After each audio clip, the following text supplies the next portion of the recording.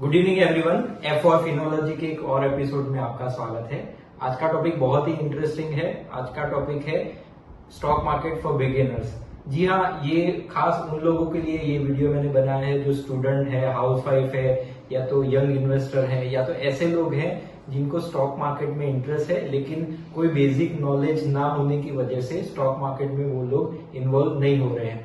ये जो लोगों को स्टॉक मार्केट के बारे में ऑलरेडी काफी डिटेल में पता है, वो लोग ये वीडियो अवॉइड कर सकते हैं।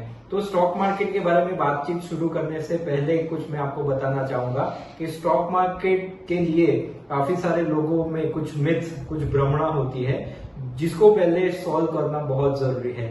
तो स्टॉक मार्केट के लिए सबसे पहली जो मिथ है वो है कि स्टॉक मार्केट एक सट्टा है, गैम्बलिंग है, जुआ है। काफी सारे लोगों ने कहीं ना कहीं किसी से भी ये सुना होगा कि स्टॉक मार्केट में किसी ने बहुत साल पहले इन्वेस्टमेंट किया था और उनको पूरा अपना घर बार बेच के पेमेंट करना पड़ा।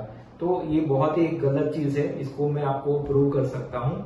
तो स्टॉक मार्केट में दो तरह से इन्वेस्टमेंट होता है। एक, लेट से किसी के पास 50,000 रुपए हैं और उसने 50,000 रुपए में से 5 अलग अलग कंपनीज के शेयर लिए। कुछ अच्छी कंपनीज थी, कुछ बुरी कंपनीज थी। जैसे 2-3 कंपनियां उन्होंने जो इन्वेस्टमेंट किया उसमें से कुछ किंगफिशर एयरलाइंस या तो रिलायंस पावर या यस बैंक, ऐसे कोई शेयर में उन्होंने इन्वेस्टमेंट किया। तो ज्यादा से ज्यादा क्या होगा कि 10-10 हजार रुपए 5 शेयर्स में उन्होंने इन्वेस्टमेंट किया है। तो वो 10,000 रुपए की वैल्यू 1,000 रुपए, 500 रुपए, 50 रुपए हो जाएगी। ज्यादा से ज्यादा अगर वो कंपनी डीलिस्टेड हो जाती है तो वो वैल्यू 0 हो जाएगी। लेकिन एक दूसरा सिनेरियो है जहां पे स्टॉक मार्केट में स्पेक्यूलेशन या लिवरेज इन्वेस्टमेंट भी उसे बोला जाता है। तो वो केस में काफी रिस्क बढ़ जाता है।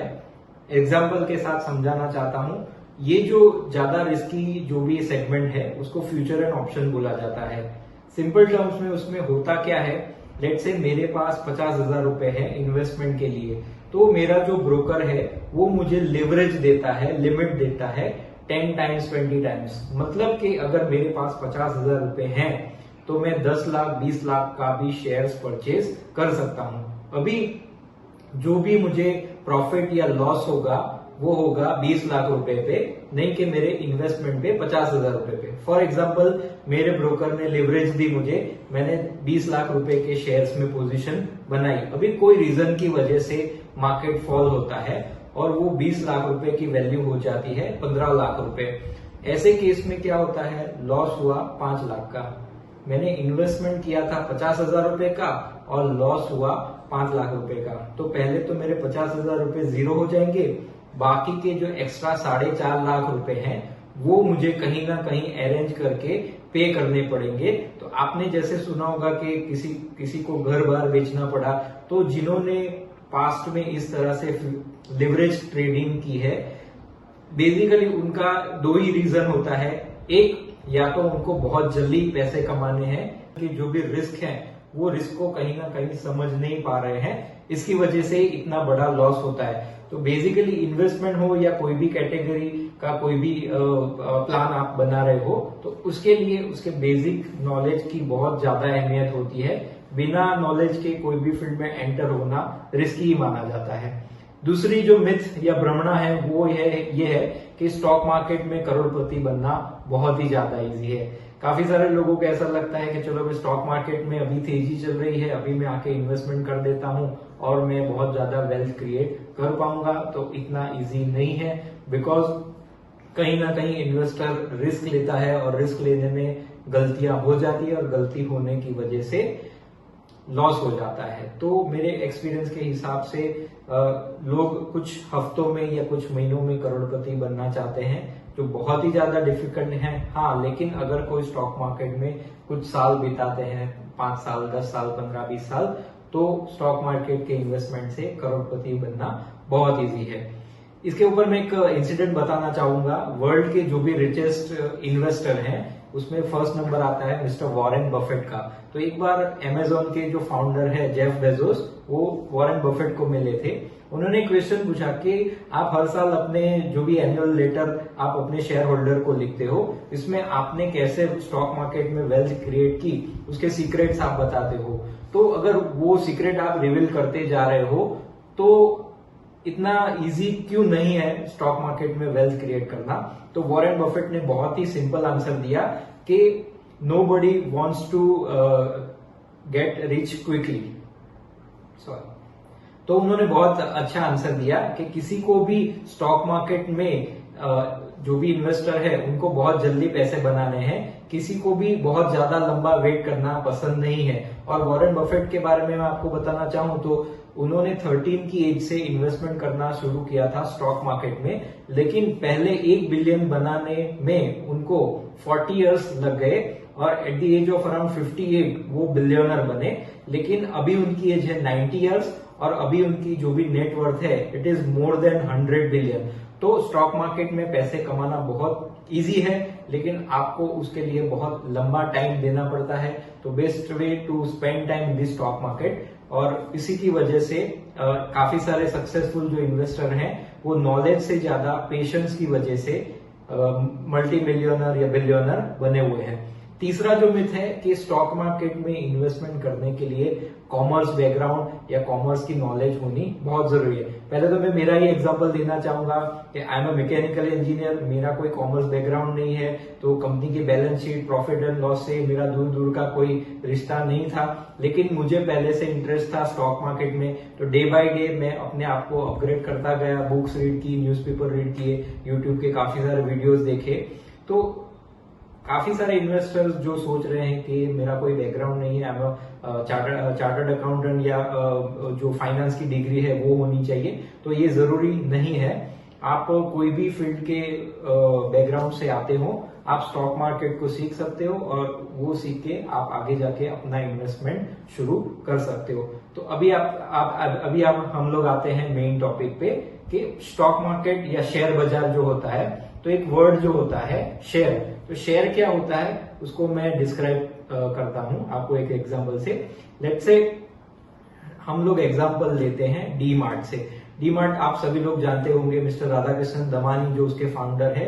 तो डी मार्ट की शुरुआत हुई थी पवई में, जो बॉम्बे में लोकेटेड है, एक छोटे से स्टोर से आज से 20 साल पहले। तो मिस्टर राधाकृष्णन दमानी ने अपने सेविंग से एक स्टोर ओपन किया।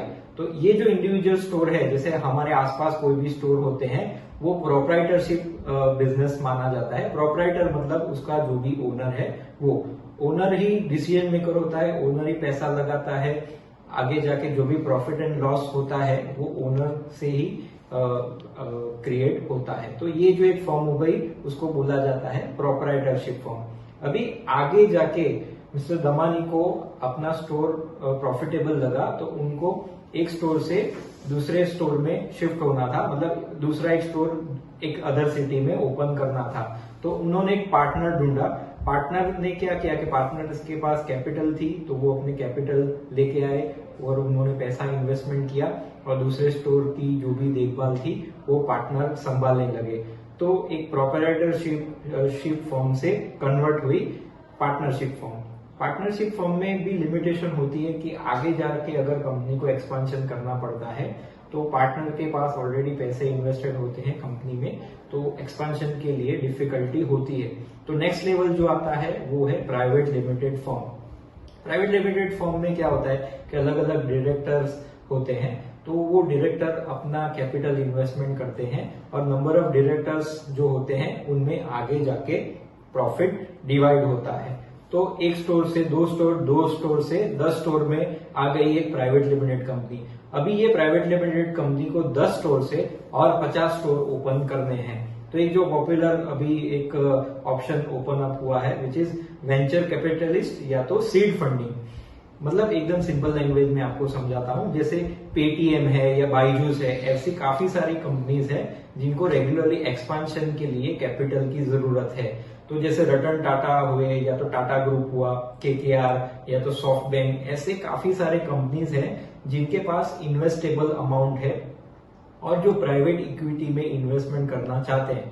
फॉर एग्जाम्पल पेटीएम को कोई एक्सपांशन करना है और उनको 400 करोड़ रुपए की जरूरत है, तो उन्होंने टाटा इन्वेस्टमेंट कैपिटल फर्म का कांटेक्ट किया, फिर उनके बीच में डील हुई और टाटा ने पेटीएम में इन्वेस्टमेंट किया लेट्स से 400 करोड़, तो वो भी एक प्राइवेट लिमिटेड फर्म का ही फॉर्म ऑफ एक्शन हुआ।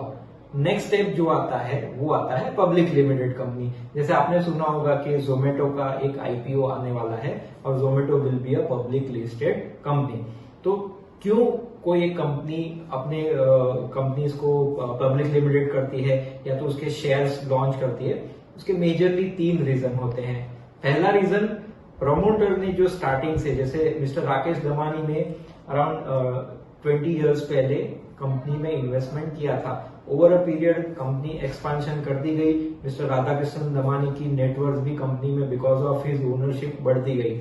अभी कहीं ना कहीं उनको अपना स्टेक बेचना है, लेट्स से अभी उनकी कंपनी में उनका स्टेक है 70%, वो घटा के उनको 50% करना है। तो जो बाकी का 20% पार्ट है वो पब्लिकली वो सेल करेंगे, जिसको बोला जाता है शेयर्स। तो ये पहला रीजन हुआ, प्रमोटर को स्टेक डाइल्यूट करना है।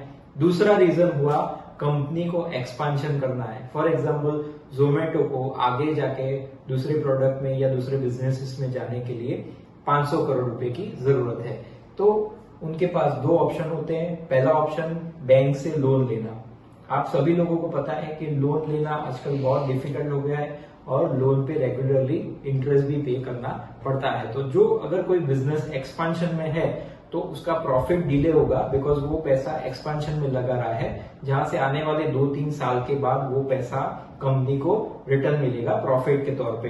तो लोन लेना कहीं ना कहीं एडवाइजेबल नहीं होता, बिकॉज उसमें रेगुलरली इंटरेस्ट पेमेंट करना पड़ता है। तो सेकेंड ऑप्शन हुआ इक्विटी शेयर्स अलॉट करना। मतलब कि जोमेटो में अभी तक प्रोमोटर्स, वेंचर कैपिटलिस्ट, दूसरे इन्वेस्टर का पैसा लगा हुआ है। आगे जाके जोमेटो को 200 करोड़ रुपए की जरूरत है, तो वो लोग शेयर्स अलॉट करेंगे। लेट्स से एक शेयर की प्राइस है 1000 रुपए, तो 1000 रुपए मल्टीप्लाई बाय जो उनको रिक्वायरमेंट है 200 करोड़ 500 करोड़ की, तो उतने नंबर ऑफ शेयर्स वो लोग आईपीओ के थ्रू लाएंगे। आईपीओ का मतलब है इनिशियल पब्लिक ऑफर। मतलब अगर आप जोमेटो का एक शेयर लेते हो तो you are directly indirectly doing partnership with Zomato. मतलब कोई ये आप कंसेप्ट बहुत अच्छी तरह से समझ लीजिए कि अगर आप कोई शेयर बाय करते हो तो आप उस कंपनी में पार्शियल ओनरशिप बाय करते हो। तो इसी वजह से लॉन्ग टर्म इन्वेस्टमेंट क्यों जरूरी है कि जैसे कोई भी इन्वेस्टमेंट आप करते हो, आप कोई भी बिजनेस शुरू करते हो, तो इट टेक्स टाइम वो प्रॉफिट जनरेट करने में। लेकिन शेयर बाजार में जब भी लोग इन्वेस्टमेंट करने के लिए आते हैं तो उनको नेक्स्ट डे या नेक्स्ट वीक या नेक्स्ट मंथ ही प्रॉफिट चाहिए, तो प्रॉफिट जनरेट होने में टाइम लगता है। तो जब भी आप स्टॉक मार्केट में कोई कंपनी में ओनरशिप लेते हो थ्रू बाइंग अ शेयर, तो आपको पेशेंस रखनी बहुत जरूरी है। तो आईपीओ में प्रोसेस क्या होती है कि कंपनी को, सेबी को एक रेड हियरिंग्स प्रोस्पेक्टस, मतलब कि कंपनी किस रीजन की वजह से कितने पैसे मार्केट में से उठाना चाहती है वो सेबी को बताना पड़ता है। सेबी फिर अप्रूवल देती है और अप्रूवल के बाद आईपीओ की डेट, आईपीओ की साइज और जो भी स्टॉक की प्राइस है वो डिसाइड होती है। तो जैसे काफी सारे इन्वेस्टरों को आपने देखा होगा कि आईपीओ में वो लोग अप्लाई करते हैं, मतलब कि उनको इंटरेस्ट है जो कंपनी का आईपीओ आ रहा है उसके बिजनेस पार्टनर बनने में। तो जैसे कोई आप कंपनी का शेयर बाय करते हो, वो आप इनडायरेक्टली वो कंपनी की ओनरशिप में पार्टिसिपेट करते हैं। तो आई होप कि शेयर या स्टॉक क्या होता है उसके बारे में आपको समझ में आया। दूसरा एक कंसेप्ट है which is what is stock market. Stock market जैसे कोई भी एक अदर मार्केट ले लो, जैसे वेजिटेबल मार्केट। तो वेजिटेबल मार्केट में क्या होता है, बायर और सेलर इकट्ठे होते हैं। मतलब किसी को वेजिटेबल खरीदना है तो वो खरीदने के लिए आते हैं और किसी को बेचना है तो बेचने के लिए आते हैं। तो बायर और सेलर जहां पे मिलते हैं उसको मार्केट बोला जाता है। तो स्टॉक मार्केट का मतलब ये हुआ कि दिल्ली में बैठे हुए एक पर्सन को स्टॉक सेल करना है और गुजरात में बैठे हुए किसी पर्सन को स्टॉक बाय करना है। तो कोई एक प्लेटफॉर्म होना चाहिए यहाँ जहां पे वो ट्रेड हो पाए। तो आपने सुना होगा BSc and NSC. BSc mean Bombay stock exchange, NSC means national stock exchange. तो ये अभी पूरा का पूरा जो फॉर्मेट है वो डिजिटलाइज हो गया है। तो किसी ने स्टॉक बाय करने के लिए बाय ऑर्डर डाला तो वो पहले बीएससी में आता है, किसी ने स्टॉक सेल करने के लिए ऑर्डर डाला तो वो बीएससी में आता है। अभी अगर दोनों की प्राइस मैच होती है, जैसे किसी को 100 रुपए में एक शेयर लेना है और दूसरे को 100 रुपए में वही शेयर बेचना है, तो वहां पे ट्रेड एग्जीक्यूट होता है। तो स्टॉक मार्केट का काम बेसिकली क्या होता है कि स्टॉक की क्या प्राइस चल रही है वो मैनेज करना, और जो भी बायर और सेलर के बीच में जो ट्रेड होता है वो ट्रेड एग्जीक्यूट करना। स्टॉक मार्केट में जो इंडिकेटर होता है उसको बोला जाता है इंडेक्स। जैसे बीएससी का इंडेक्स है सेंसेक्स और एनएससी का इंडेक्स है निफ्टी। तो निफ्टी या सेंसेक्स क्या होते हैं, तो कोई भी स्टॉक मार्केट होता है वो उस कंट्री की इकोनॉमी को रिप्रेजेंट करता है। जैसे बीएससी में या एनएससी में 8000 से ज्यादा कंपनीज लिस्टेड हैं, तो सभी के सभी कंपनियों के प्राइसेस कभी ऊपर जाते हैं कभी नीचे जाते हैं। तो एज अ इकोनॉमी या एज अ ट्रेंड मार्केट तेजी में चल रहा है या मंदी में चल रहा है वो जानना बहुत डिफिकल्ट होता है। तो ये जानने के लिए एक इंडेक्स बनाया गया है जिसको हम सेंसेक्स या निफ्टी से जानते हैं। सेंसेक्स का पूरा नाम है सेंसिटिव इंडेक्स, जो 30 कंपनी का बना हुआ है। वो 30 कंपनी कौन सी है, तो मार्केट कैप के हिसाब से जो सबसे बड़ी 30 कंपनी है, जैसे Reliance, TCS, HDFC bank, Hindustan Unilever, Maruti, L N T, Nestle, ऐसी 30 कंपनियों का जो एक इंडेक्स है उसको सेंसेक्स बोला जाता है। अभी आपको शायद क्वेश्चन आएगा कि मार्केट में 8000 से ज्यादा कंपनी है तो क्यों 30 कंपनी को ही सिलेक्ट किया गया।